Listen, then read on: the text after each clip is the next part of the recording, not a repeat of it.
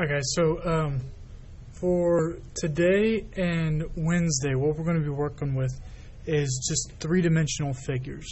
So we just have a short lesson today, short lesson Wednesday, and that's going to be it for this topic. So just real brief, and then we'll keep moving from there. So some definitions at the beginning of what we're going to be working with, just to familiarize yourself with this, is first, a prism.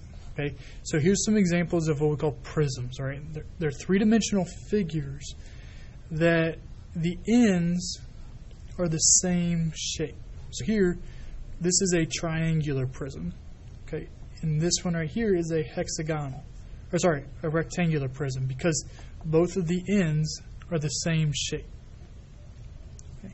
Another shape we're going to be working with are pyramids. Okay, so pyramids, they have a polygon base. Right here we have a hexagon, and they all the edges come up to a single point. All right, here we have a polygon, and we have call it a rectangle. Can't tell if it's square or not, but all the endpoints come up to a single point. All right, and that's what we call a pyramid. All right, some other solids that we're going to be working with. Okay, we have cylinders. Okay, which is a prism, all right, but because it doesn't have a polygon base, or it has a circular base, okay, it doesn't fit into that prism category. We'll call that a cylinder. A cone, similar to a cylinder, has a circle base, but like a pyramid, all the edges come up to a single point. All right, and a sphere, right, where it's a circle all the way around, and there are no edges or points at all in a sphere. Okay, so as we kind of move on, we're going to talk about some different things here. So prisms and pyramids are classified by their hold on just a second. I'll come back to you on that one. All right, so kind of as we go down here, if we look at these two different figures, what we're going to be looking at something later on is something called Euler's formula. All right? And what it does is it's a connection between the faces, the edges, and the vertices of different polyhedra. All right, so for instance, here we have a hexagonal prism.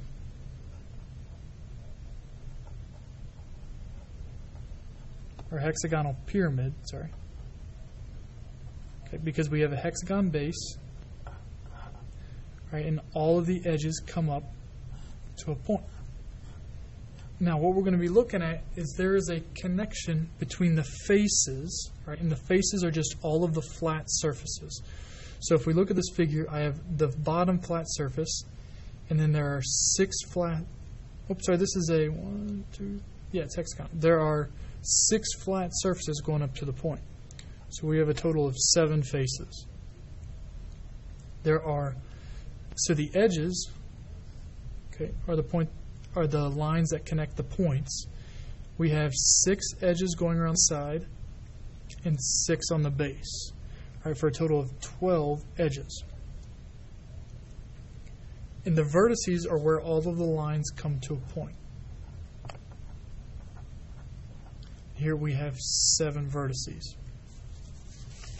Okay, so now the next one, okay, we have a triangular prism.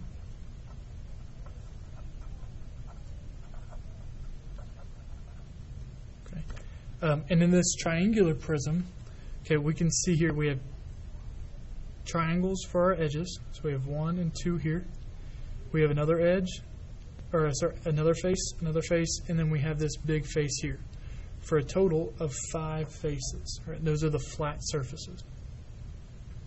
Edges, we have 1, 2, 3, 4, 5, 6, 7, 8, 9 edges.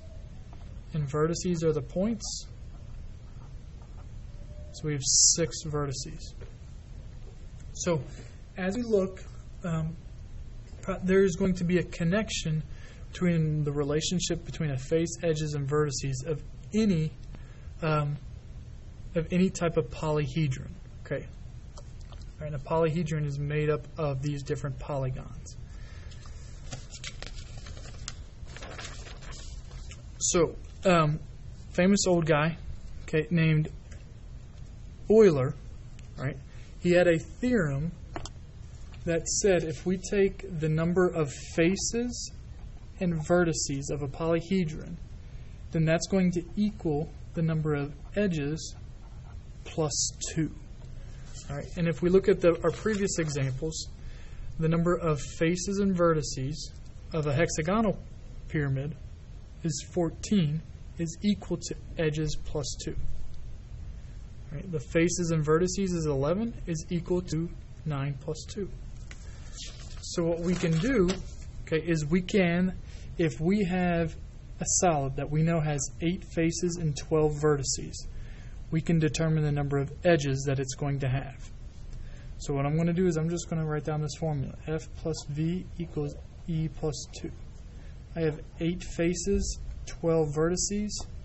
We're trying to figure out how many edges there are. So 8 plus 12. 8 plus 12 is 20.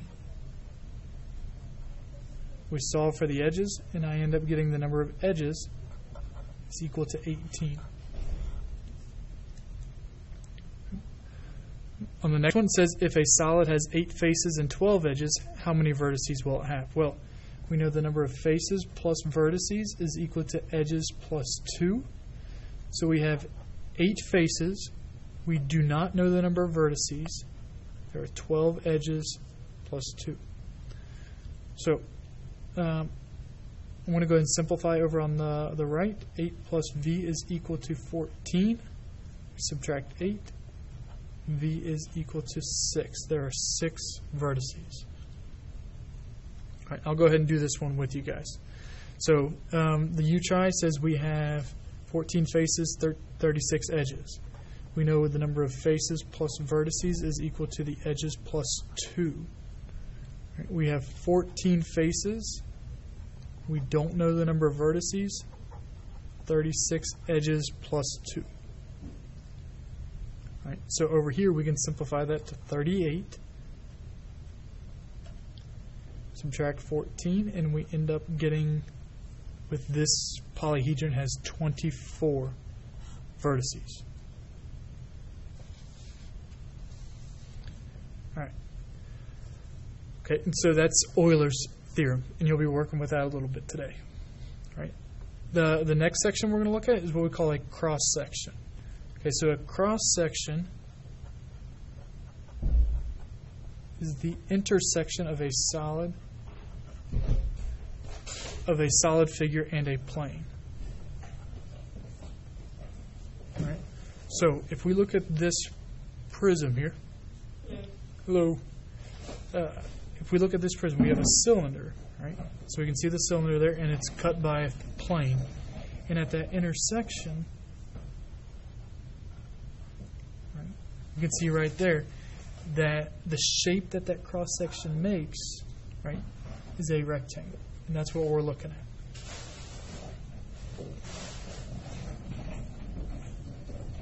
All right, so it's a rectangle. Nope. Right, so if we look at this next one, our original shape is a cone, right, and we're cut by a plane. We can see as we make that cut, right, the cross-section shape is a triangle. The next one, we have a pyramid, okay, a rectangular pyramid. Right, cross-section goes horizontally. Right. And so the cross-section shape there, call it a square, or it could be a rectangle depending on the actual dimensions. Right. So those are cross-sections. Last thing that we're going to look at today, right, is what happens if we take a two-dimensional figure and we rotate it all the way about a vertical axis. Right, so you can see here that we have a triangle. Right, and what I'm going to do is I'm going to rotate. Think of like taking like a top and spinning it. Right, so if I take this and I spin it around, right, what shape is it going to make as we spin this around?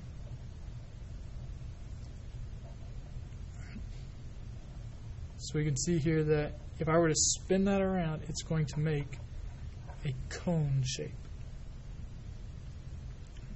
If I take this rectangle, once again, if we spin it around, all right, and we get a visual from all those different edges, right, here we can tell that this is going to make a cylinder. All right. Number 11. Okay, number 11. Once again, we're going to spin it. Get a perspective from different edges.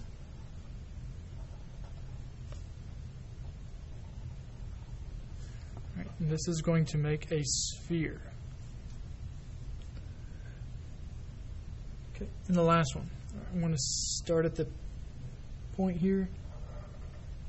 I'm going to rotate it around.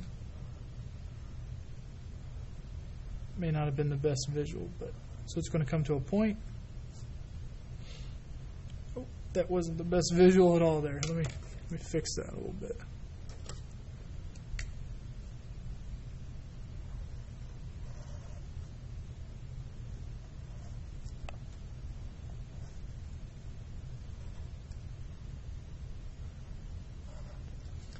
All right, so that one right there, it looks weird because of its triangular shape. But really, there's no specific polyhedron to describe this. So what we're going to describe it as is just kind of as a cone on top of a cone. Right? Because you kind of see it makes that cone shape on top and the cone shape on bottom. All right, so for the rest of class today, you guys are just going to be working with different Euler's theorems. You're going to be looking at these three-dimensional shapes as well as cross sections. Right? You guys are going to be working on a worksheet, and I want it turned in at the end of class. Right? And I'll see you guys on Wednesday.